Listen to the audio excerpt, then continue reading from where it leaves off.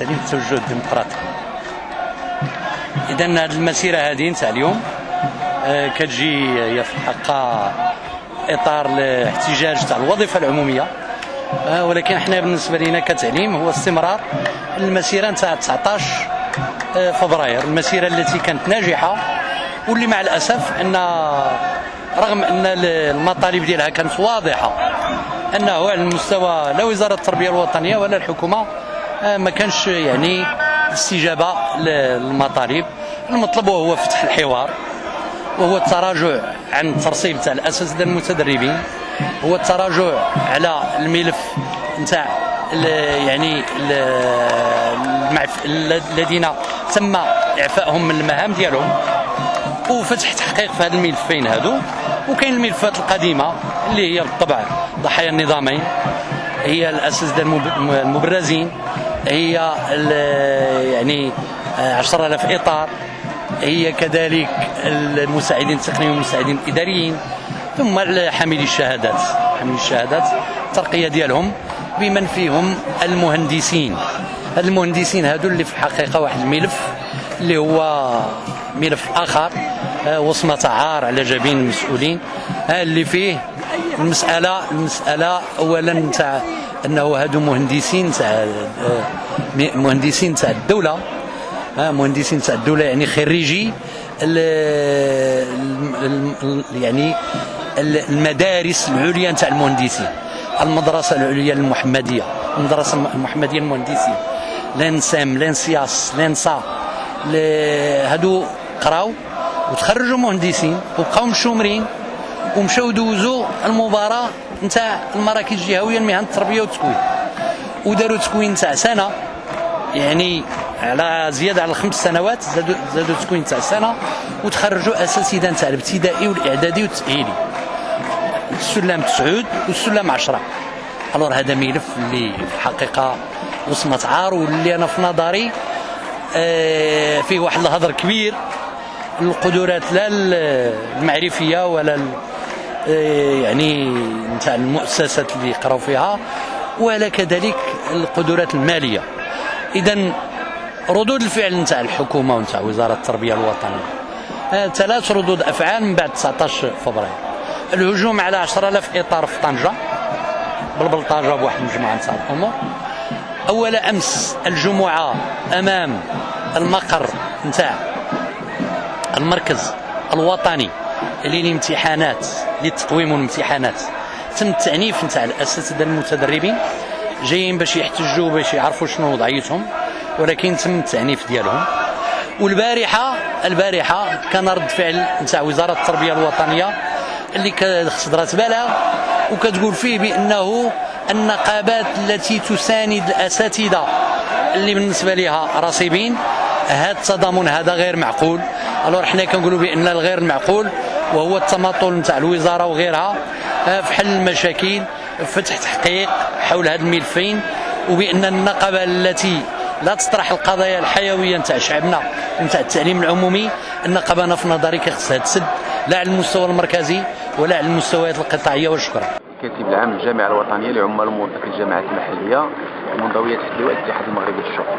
هذه المسيره اللي كنظموها اليوم هي نورمالمون دعت لها الجامعه ديالنا، ولكن منخرط فيها واحد المجموعه من النقابات اخرى، الجامعه الوطنيه للقطاع الفلاحي، الجامعه الوطنيه للتعليم، بالاضافه لواحد المجموعه من الاطارات الاخرى. هذه كتجي احتجاجا بالدرجه الاولى على هذا الهجوم اللي كتعرض للحقوق والمكتسبات ديال الموظفين والموظفات الادارات العموميه والجامعات المحليه، لان كما كيتبع الراي العام كاين واحد المجموعه من المكتسبات اللي كانوا كيتمتعوا بها الموظفين حاليا ولات في مهب الريح. وبالاضافه لهذا الشيء هذا كاين واحد المجموعه من القوانين اللي كتصدر وكتهدد استقرار العمل بالنسبه للموظفين، العمل بالعقده، الحركيه للموظفين. والاخطر من هذا الشيء هذا هو ما يسمى باصلاح منظومه التقاعد اللي كما تتبع الجميع هو ماشي اصلاح، هو تخريب ديال هذه المنظومه، هذا النظام هذا. اساسا كاين الرفع من السن، كاين نسبه الاقتطاع، المهم كاين ديك الوسيله اللي تعاملوا بها باش يمروا هذا المشروع هذا. الخطير هو ان هذا ما يسمى باصلاح ما انتهاش، يعني ان العمليه ما زالت مستمره. اذا حنا نزلنا الشارع اليوم باش نحتجوا، باش ننقلوا الصوت ديالنا للجهات اللي معنيه. وكنعرفوا بان هذا الوضع اللي كتعيشه الحكومه المغربيه بسبب ما يسمى بالبلوكاج هو ماشي فقط عنده تاثير على المستوى السياسي، راه عنده تاثير كذلك على المستوى الاجتماعي، بدليل ان ما كاينش حوار الى حد الان، ماشي فقط على المستوى المركزي، ما كاينش حوار حتى على المستوى القطاعي. اذا في هذا السياق هذا بصفه عامه كتجي هذه المسيره اللي كننظموها اليوم.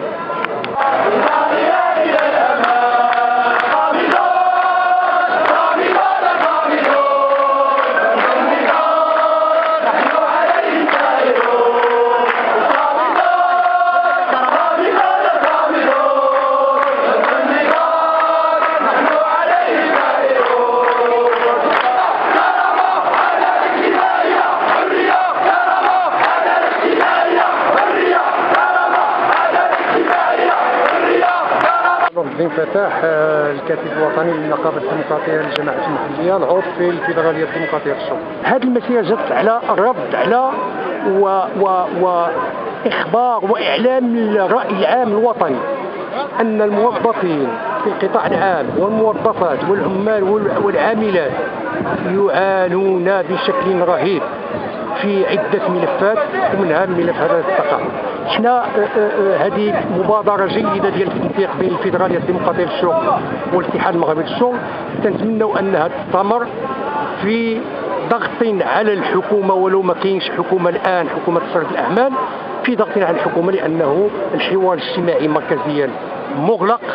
كاين قرارات احاديه كانت من طرف حكومه السيد عبد الاله بن كيران، والان نتمنى انه الحوار يتفتح مركزيا مع المركزيه النقابيه حول هذه الملفات اللي هي حساسه وتهم الجميع، وكذلك فيما يخص القطاع الجماعات المحليه نتمنى ان وزاره الداخليه تفتح حوار جدي ومسؤول في اقرب الاجال ومستعجلا لمعالجه الملفات اللي هي كما قلت سابقا ملفات عادله ومطالب عادله اللي هي محطوطه قبل يونيو 2012 اللي تخلقت فيها الحوار مع وزاره الداخليه.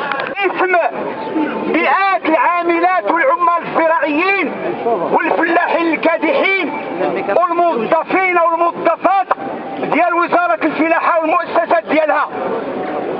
كتعرفوا بأنه القطاع الفلاحي كنسميوه قطاع القهر، ولكن في نفس الوقت كتشاركونا فيه كلكم مناضلين ومناضلات ومواطنين ومواطنات.